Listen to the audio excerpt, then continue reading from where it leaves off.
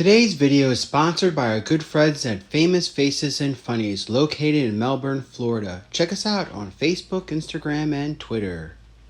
As well as our friends from Docking Bay 94, located in Boca Raton, Now I'll Florida. say there's something Check us about out Evil on Lynn from when you were a kid to now that's just, I today's special put Thanksgiving her episode in the same class came as the Baroness. Is you know that left they're field. both bad, It was a complete but surprise. there's I just had something no about idea that that a character new that just does it for He-Man us. comic was coming out and done by DC Comics, and this book is a wonderful, pleasant surprise. And the rage is multiverses and stuff, and you're probably thinking, here we go again. But in this case, it's actually really well done, and it takes spins that you wouldn't even believe right from the start.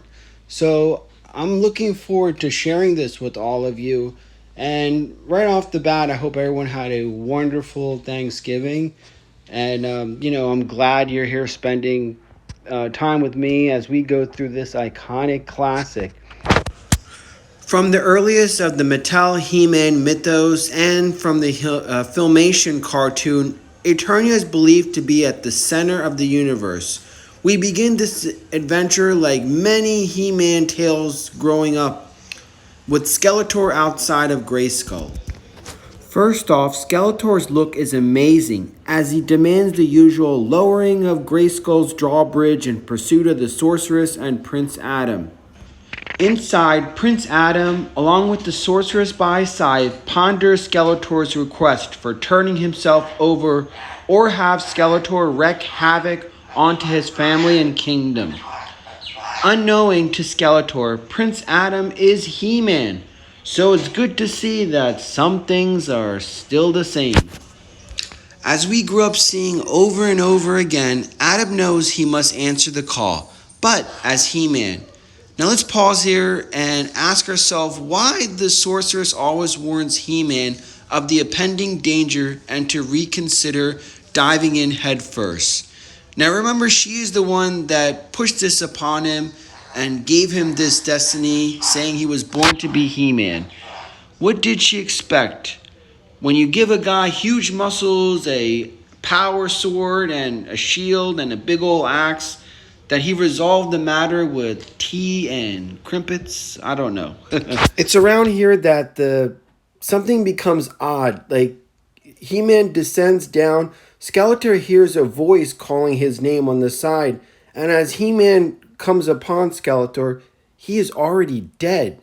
And we see the anti-Eternia He-Man show up.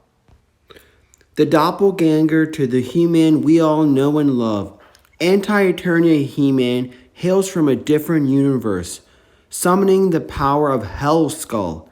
He is the most ruthless tyrant in his universe and goes up against Prince Keldor. Now, those who may have forgotten, Keldor is actually Skeletor's real name before losing the flesh on his face. So we see Anti-He-Man kill Skeletor and presume killed He-Man as well, thus holding the two power swords and infecting it with evil. This causes the sorceress to rapidly deteriorate. This version of Eternia seems lost. At this point, you're like, what the hell is going on? He-Man and Skeletor, two iconic characters, dead. We grew up knowing good will always triumph, but this anti-Eternia He-Man, a world destroyer. But now we jump into another Eternia. And here is where things get turned upside down. Prince Keldor, again, this is Skeletor, is King Randor's mischievous little brother, accompanied by Beastman, Evil Lynn, and Panther. Screech locates and informs that King Randor requests their presence at the palace. They have captured Teela, who was eating 3 widgets. Apparently, she's affected by the power of Hellskull and has been banished to a particular area. So far, things are turned upside down. We know that there is a bad He-Man, and now there is a bad Teela, who is kind of like a zombie-like creation. And we see that, the only way is they have this need to consume. So King Randor, instead of killing Tila, is like, just fill her up full of veggies and send her back to the area. While Keldor is like, let's just face this evil and get rid of it once and for all. So we have a little bit of a zombie apocalypse theme and then also the multiverse theme. So those are two themes. And here's interesting. Tila foretells Keldor that in every other world in the multiverse, you are the bad one. And in this world, you're going to have to face that inner evil that you have in order to, that's the number one enemy is yourself.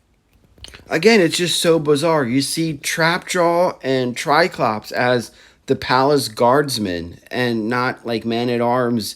And Tila is the bad person. Now, look at this panel. I mean, Evil Lyn is excellently detailed and drawn. I mean, wow. So you see her and Keldor. Keldor is pondering what Tila said. And it's true. In every other universe, Skeletor is the bad guy. So again, the He-Man in this Eternia is bad, but he's gone missing because he's out conquering other universes and becoming more powerful. And Keldor sees an image of He-Man, and it turns out to be this like cartoonish He-Man caricature, aka like Spider-Ham. At this point, I wanted to also bring up on Evil Lyn's character. And now, Evil Lyn has a unique, just like the Baroness, is that there are two characters. They're bad, but for some reason in our young adolescent mind, there's something that does something, and we're quite intrigued by them. Going back to our story, the two versions of He-Man have been sent by Gildor, you remember from the movie Masters in the Universe, to recruit Keldor. Now, as he explains, in every universe, Skeletor is the baddie and gets his ass kicked all the time. So maybe because of how this universe is backwards, can a Keldor / Skeletor be our champion? It is the universe where anti-He-Man is spawned from, after all. It is the universe where Skeletor has suffered the most at the hands of He-Man, having killed off his family and everything that he has loved. Before going off on his multiverse campaign. So in essence, Skeletor / Keldor can be the champion of all reality. And at this point, we see He-Man come and kill off Gildor. And there's like a hologram message where he's saying this to him using the keys of Grayskull. So, Keldor is like, you know what? I have nothing on this world. He-Man has taken everything from me. So, of course, I'm going to, go on this campaign and try to wrong all of the rights. And, they have the cosmic key, which kind of like is a transporter wherever, it kind of like says where they need to go. So they go into, the next thing they get flashed into He-Man, on outer space. Remember that followed after the Filmation series. So the comic ends with that. So we know that there's a big quest about to begin to, combat the anti-Eternia He-Man. And right off the bat, this is really well done. And it's like, it takes twists and turns that you don't expect. And it's intriguing. So I'm actually excited. This is like a pleasant surprise. And I hope you are too. And I hope you join us for, continuing on with this series. I'm going to end with this. We all know, or if you haven't, Kevin Smith is going to be teaming up with Netflix to generate a new series that's going to continue from the Filmation. I'm a huge Kevin Smith fan, but at the same time, I have reservations about this. He has so many things on his plate with Chasing Amy 2, Clerks 3, Moose Jaws, and The View Askew. Plus, if you saw when I did the comic recap with him, it's just that I don't know, and I'm kind of worried that it's going to be shit. Because go back to my comics recap of Kevin Smith. It's sometimes he's just fucks it up, and I'm going to be honest with you. And I'm saying that as a Kevin Smith fan. So I don't know, and I have reservations about it, and I'm just throwing it out there. But at the same time, this comic series is well done, and I think it's something that I'm excited about, and I'm looking forward to continue on. It's going to be a 6-parter, so that's going to be pretty good. So this is Shabu RU signing off.